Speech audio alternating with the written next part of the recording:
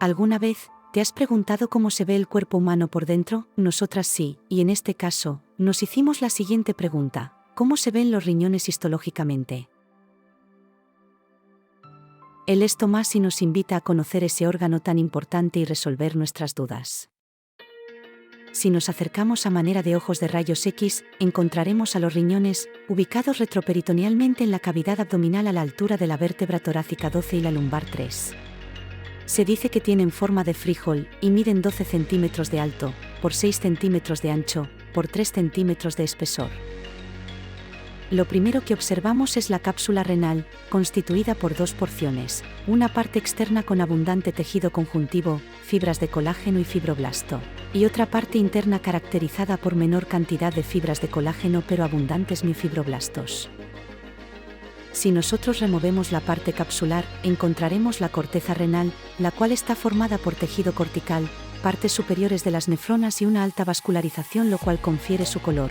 Además encontramos la médula constituida mayormente por estroma y el sistema de conductos nefróticos.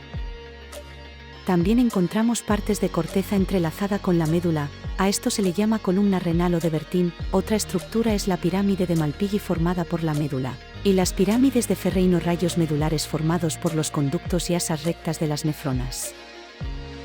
Cuando juntamos columnas renales más una pirámide de Malpighi con sus rayos medulares, formamos un lóbulo renal.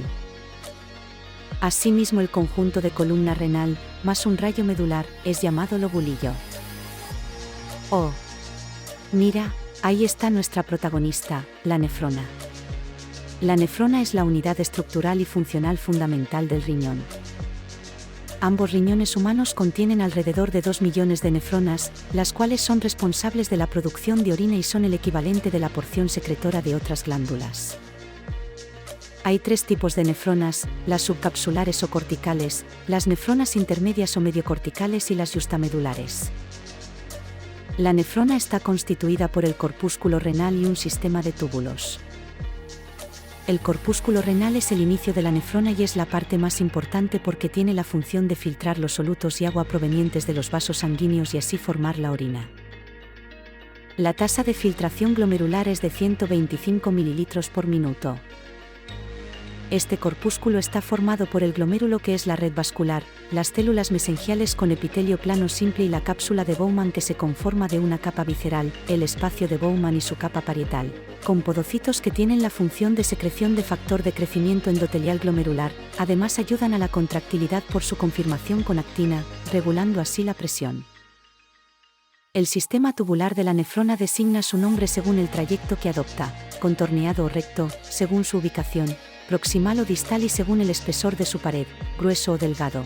Todas las nefronas tienen comunicación con el conducto colector que finalmente drena en la papila de la pirámide de Malpighi.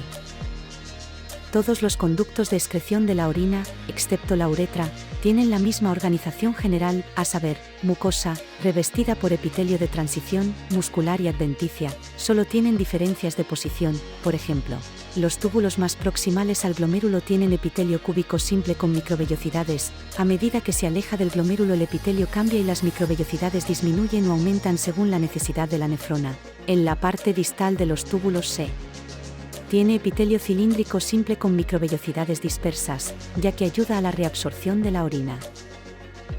Cada grupo celular del epitelio tubular tiene diferentes receptores que ayudan al intercambio de iones o secreción de diferentes sustancias, contribuyendo así a la regulación de la presión arterial sistémica. En este contexto, cuando la presión arterial aumenta, el riñón responde aumentando la cantidad de iones y líquido urinario para así intentar disminuir la presión y lograr de nuevo la homeostasis. El mejor ejemplo de secreción celular lo podemos encontrar justo aquí en el conducto colector, el cual cuenta con células intercaladas encargadas de la secreción de ácidos y bicarbonato. Asimismo, las células principales cuentan con la función de reabsorción. De la misma manera que el sistema de túbulos de la nefrona, sus grupos celulares aumentan o disminuyen dependiendo de la parte del conducto, ya sea cortical o medular. Dicho conducto tiene como principal objetivo desembocar hacia los conductos de Bellini, que terminan de llevar la orina hacia los cálices menores pasando por la papila y su área cribosa, denominada así por la característica de estar perforada para cumplir su función. Los cálices menores son estructuras con forma de copa asociadas con el área cribosa de la papila renal. Su función es recibir la orina que se produce en cada pirámide renal y que sale a través del área cribosa de dicha pirámide. Presentan una organización de 3 componentes: el epitelio urotelial, una lámina propia de tejido conjuntivo y una capa muscular. La primera capa, el epitelio urotelial, es un epitelio estratificado impermeable a las sales y agua. Esta barrera impermeable contiene una estructura cristalina de partículas proteicas dispuestas en forma hexagonal denominadas uroplaquinas. Como tal, el urotelio está compuesto por 3 capas. La capa superficial contiene células en cúpula o células de sombrilla. Su nombre está dado por la curvatura de su superficie apical. Son células poliédricas grandes mono o multinucleadas.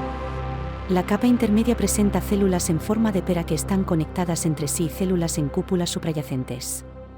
Cuando una célula en cúpula suprayacente desaparece, la población de células intermedias se diferencia y reemplaza la célula superficial perdida con rapidez. Increíble. La capa basal contiene pequeñas células que poseen un solo núcleo localizado en la membrana basal. Contiene células madre del urotelio. El segundo componente es la lámina propia, hecha de colágeno denso. Y, finalmente, el tercer componente, la capa muscular. Esta presenta músculo liso con 2 capas. La capa longitudinal es el estrato interno organizado en un patrón de espiral muy abierta. La capa circular es el estrato externo dispuesto en un patrón de espiral apretada. En el seno renal, varios cálices menores se unen y forman el cáliz mayor, y 3 o 4 cálices mayores confluyen en la pelvis renal. Salvo por su tamaño, los cálices mayores se parecen a los cálices menores y a la pelvis renal. El segmento inicial del uréter, que está dilatado en forma de embudo, se llama pelvis renal. Es una estructura ligeramente ensanchada que recibe la orina colectada por los cálices menores y mayores. Esta se continúa con el uréter para finalizar en la vejiga. Histológicamente presenta 3 componentes. En primer lugar, tenemos el epitelio urotelial, con sus 3 capas, es decir, la capa superficial, la intermedia y basal. El segundo componente es la lámina propia de tejido conjuntivo y, por último, la capa de músculo liso con su capa longitudinal y capa circular.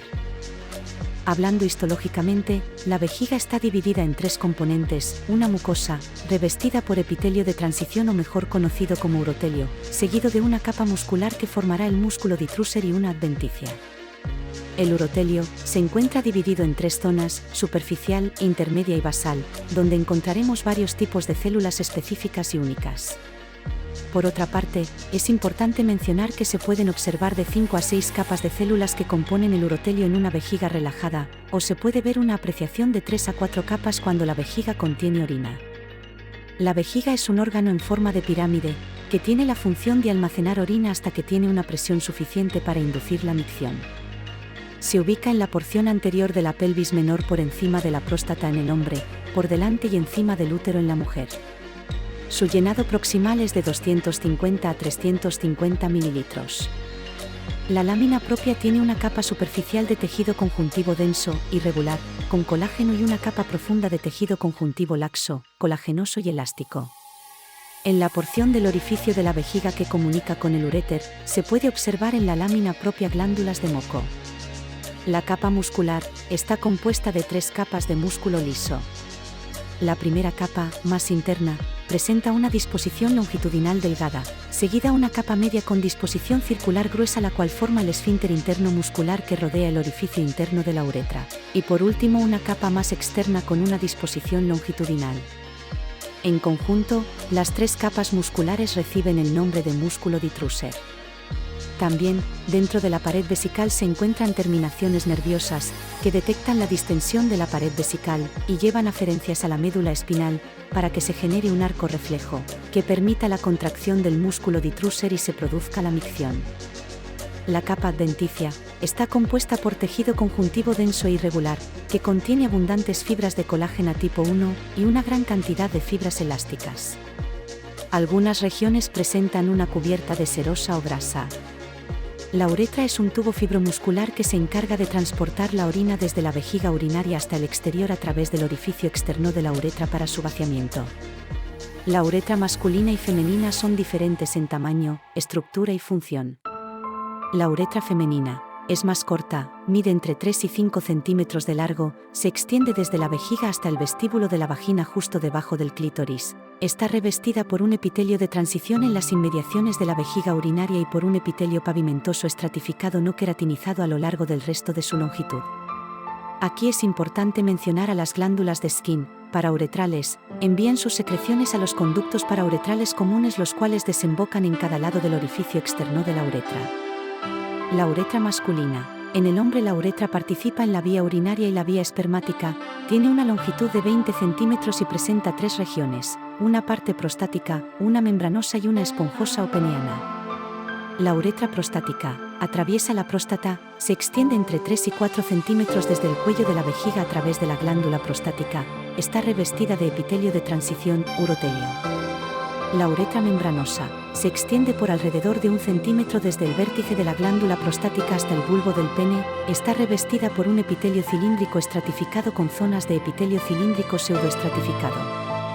Finalmente la uretra peniana o esponjosa, mide 15 centímetros aproximadamente recorriendo toda la longitud del pene y está recubierta por un epitelio cilíndrico estratificado con zonas de epitelio cilíndrico pseudoestratificado. Hasta el glande del pene donde su epitelio es pavimentoso estratificado queratinizado, en esta parte desembocan los conductos de las glándulas de Cooper y de las glándulas de Littre que son secretoras de moco.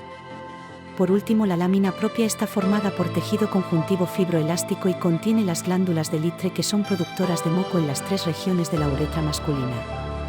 Así, terminamos nuestro recorrido por el sistema renal de Tomás. Ahora démosle un respiro de tantas miradas y agradezcamos por resolver nuestras dudas. Nos veremos pronto. Escrito y elaborado por García Fragoso Ana Cristina Gómez, Abad Daniela Ayala García Alondra Azpeitia Bautista Marbella. Gracias por ver.